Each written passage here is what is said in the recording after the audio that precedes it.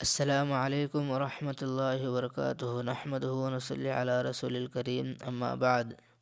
محترم بھائیو، بزرگوں، دوستو، آج پھر ہم آپ کے لیے ایک نیا سبق لے کر حاضر ہوئے ہیں۔ اس سبق کا نام ہے نکاح کی تشہیر۔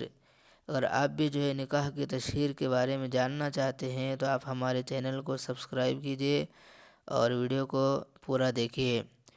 نکاح کی تشہیر کے معنی آتے ہیں نکاح کی دعوت پھیلانا۔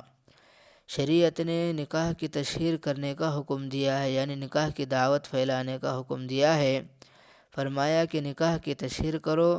سنت یہ ہے کہ جمعہ کا دن ہو، جمعہ کے مجمع میں نکاح کرے یا کوئی اور بڑا مجمع ہو، اس وقت نکاح کرے۔